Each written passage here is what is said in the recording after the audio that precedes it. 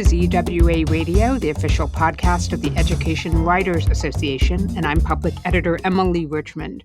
In a new project for USA Today, narrative journalist Monica Rhor wanted to know why Black girls who committed offenses were being punished more harshly than their white peers, and the impact that was having on their educational progress and future opportunities. What she found out raises plenty of questions for educators, policymakers, and education reporters. She joins us now. Monica, welcome to EWA Radio. Thank you. I'm really happy to be here. This is an important issue, so I'm glad you wanted to talk about it a little bit. Well, we're delighted you could make time for us. I'd like to know why this was a story you wanted to tell and to commit such a long period of time to reporting. You spent almost a year on it. Yes, I actually started last year, sometime in the spring, while I was still working at the Houston Chronicle. I was doing it on my own time and continued it when I came to USA Today in September and finished it up this year. It is something I've been wanting to do for a very long time. Off and on during my career, I've covered juvenile justice issues. I've written a lot about girls of color.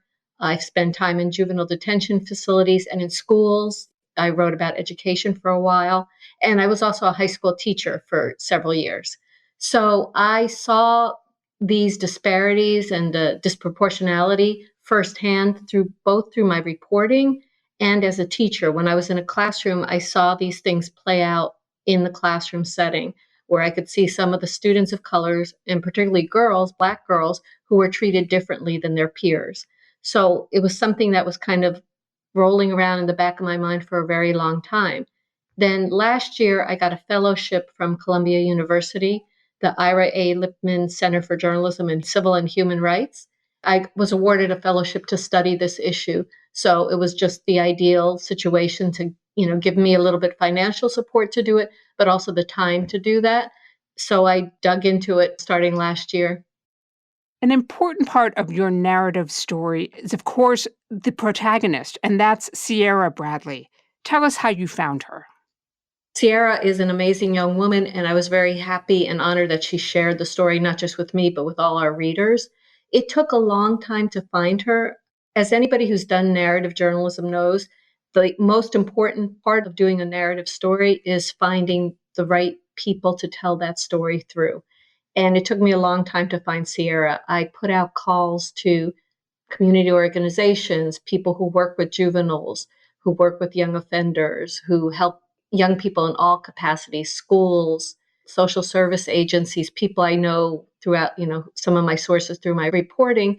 And I actually had many young girls I had talked to. I had more than 20 young women and got to know 3 of them pretty well. Sierra was one of the 3. And in the end, I decided to focus on her, one, because she was the most accessible and willing to share all of her story, which is very important. It's important to have somebody who's completely open and honest about their experiences. But also, I thought her story really embodied a lot of the issues that I talk about in the project. And so she was the one I kind of zeroed in on. But I found her through SER, S-E-R, which is a nonprofit here in Houston that works with young people. And they put me in contact with her. I think she'll be the first to admit that she'd made mistakes, one of them being that she was caught shoplifting, and that thrust her into this justice system and really derailed her future. Give our listeners who haven't had the benefit of reading your full project just a quick synopsis of what happened. Yes, Sierra admits that was a mistake, that should not have happened. But what had happened was Sierra had had a pretty rough life, or at least a rough teenage years. Her parents had been incarcerated. She was pretty much on her own. She was homeless at the time. She was living on the streets. She'd had already a kind of run-in with the justice system, and she was on deferred adjudication. And so she was trying to get her life back on track. She got to know this agency, SER, and she was just starting a program to get her GED and job training. And she felt like, here's this moment. I'm finally starting to make some progress. I'm going to do this program where I can turn my life around.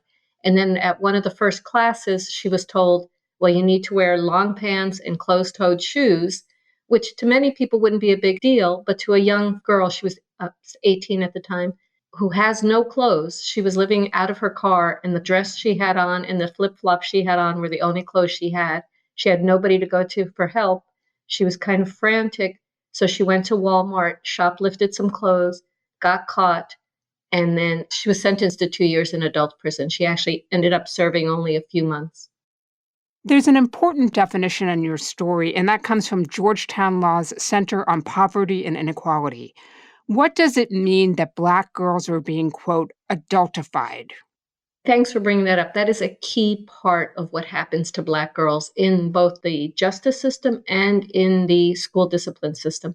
Adultification basically means that they are treated as being much older than they actually are. So young Black women are often not treated as children, even when they are children.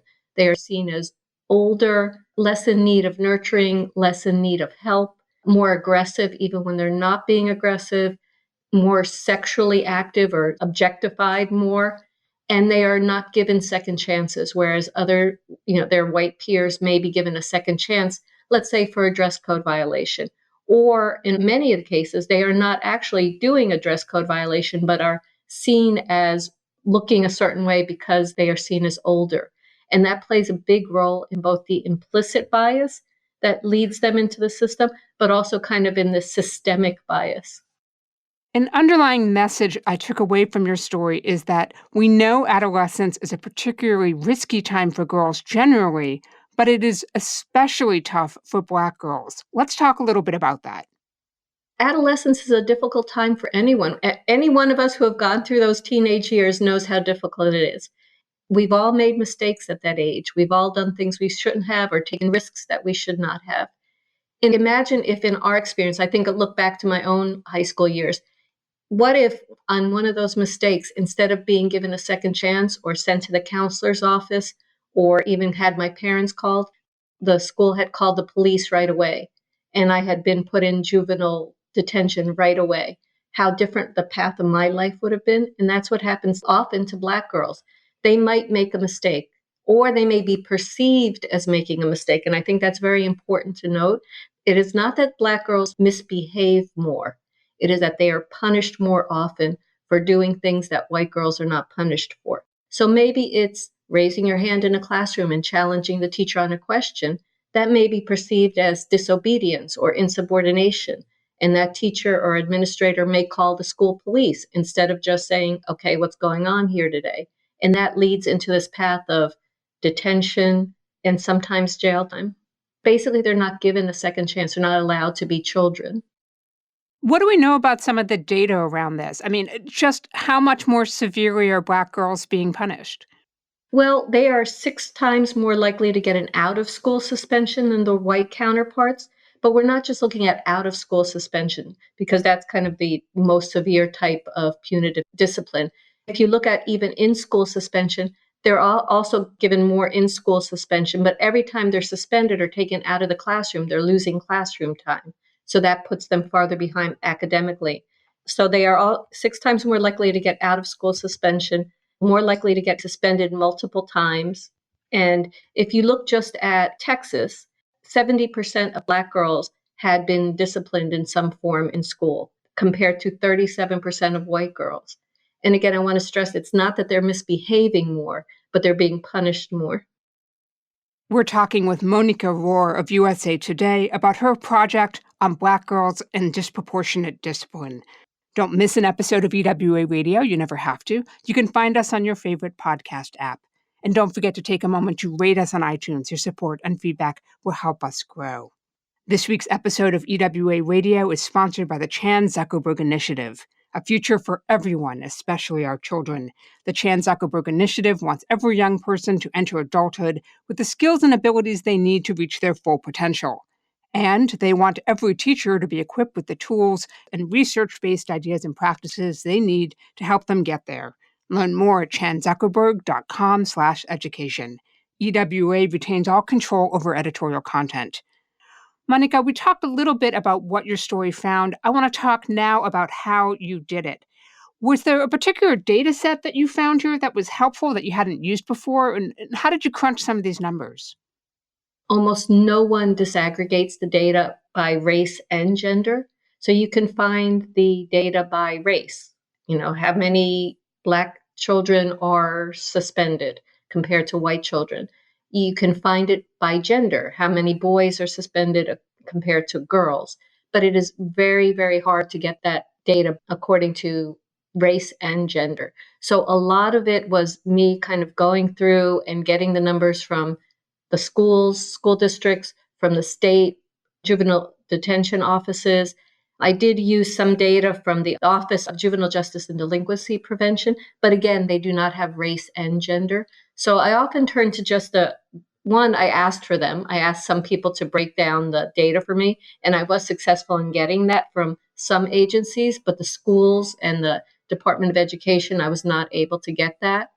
So I really worked a lot with some of the nonprofits and the advocacy groups that have done the work for me, basically.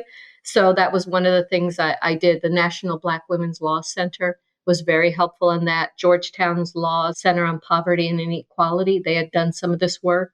So some of that was really helped due to them, but it's very hard to get this data, which is part of the problem. So much focus in recent years, in a good way, has been on the issues facing Black boys.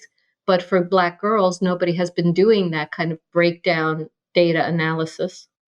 You've been a narrative journalist for a long time, and as you described at the top of the show, you've got some unique tools in your journalist toolbox, including having the experience of covering the justice system and having been a teacher.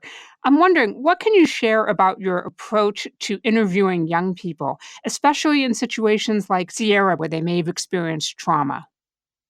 I would say there's three keys, maybe more. Gaining trust. When narrative journalists ask people who have no obligation to talk to us, we're not interviewing usually politicians or people in the public eye. We're usually interviewing people who are just living their lives and have a story to tell. So we are asking people to open up their lives to real scrutiny. I was very, very transparent and honest with Sierra from the beginning. I said, this is what I'm trying to do. I want to follow you along and tell your life story, warts and all, nothing hidden here. And it's going to be read by many people, thousands of people who do not know you. Some of them will be sympathetic to you. Some of them will be very nasty and say very nasty things. And I wanted her to be prepared for that. So I was transparent with her from the beginning. And I think that helped me gain some of her trust. I went through somebody she already trusted, which is also a key. The people she worked with, she already trusted, and they trusted me. So that helped open doors.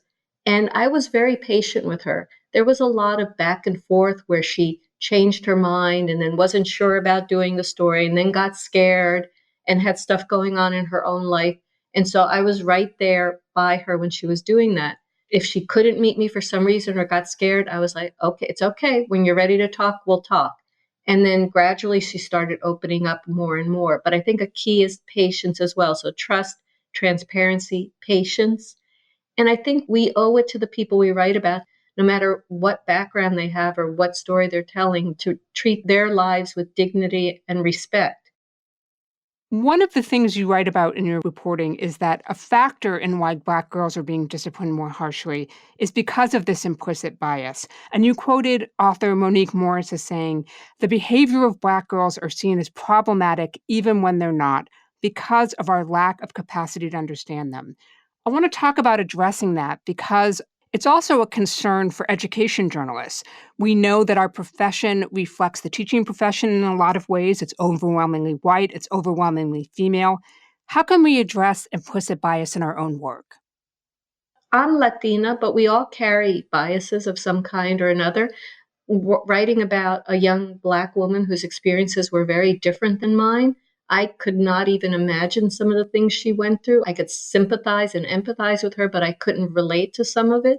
But I think part of it is going in with respect, with knowing that this is somebody who is opening their life to me and I need to treat her with respect. But I also think the other thing we could do is go in aware of our own biases. We have to be honest with ourselves.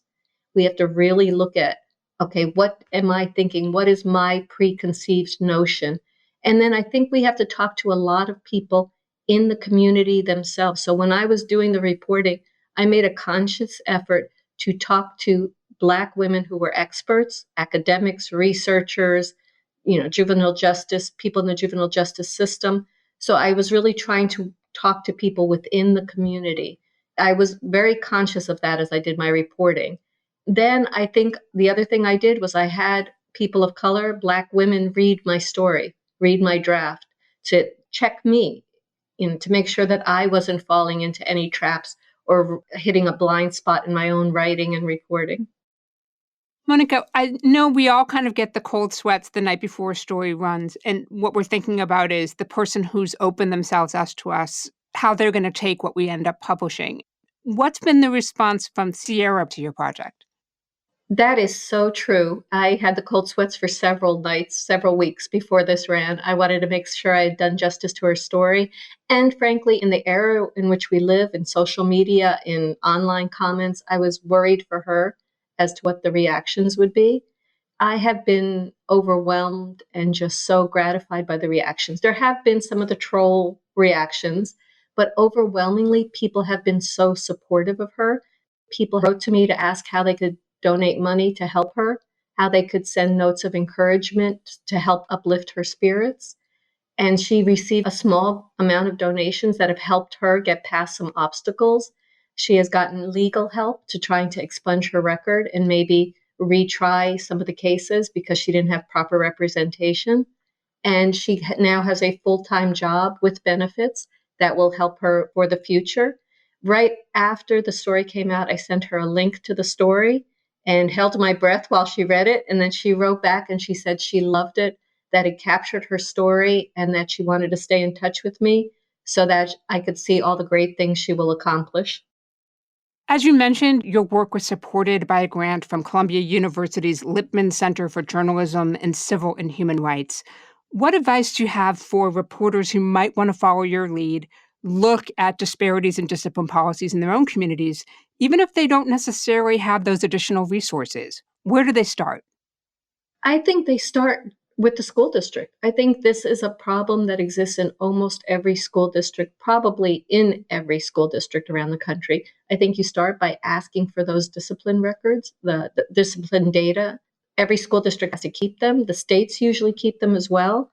They are probably not going to be broken down by race and gender. That's probably going to have to be a special freedom of information request that you make. But ask for those numbers. Look for the advocates in your community. There are lots of advocates here in Houston that have been speaking out about this issue and around the country. They are also very much in tune with what's going on. The one thing I found out when I was reporting this, and I'm kind of embarrassed to say, as a teacher, as a parent, as somebody who's covered education, I did not know this, but there are also lawyers who do pro bono work by representing kids in discipline hearings, and they will hear about these cases. They're probably in your community. Go look for these lawyers. They're usually attached to universities because they're doing it pro bono, and they will hear about these cases that are really egregious sometimes. In a sidebar about solutions, I wrote about this young woman who was repeatedly disciplined because of dress code. And she said, I was very careful not to break dress code. And one day a teacher snatched a hat off her head because it was raining. And so I found her through these groups that represent kids who are going through discipline hearings. Well, I think those are all fantastic suggestions, and I learned a lot from your story, and I'm so glad you got the opportunity to do it. Thank you. I hope more people look into this. It is an important issue, and really, I think I just started to scratch the surface. Monica Rhor is a narrative journalist for USA Today, and she joined us from her office in Houston. Monica, thank you for making time for EWA Radio. No, thank you for talking to me. I've enjoyed it. And that wraps up another episode for us. If there's a story you want to know more about, drop us a line with radio@ewa.org. The mission of the Education Writers Association is to strengthen the community of education journalists and improve the quality of education coverage. For more than 70 years, EWA has helped reporters get the story right. Have a great week, and thank you for listening.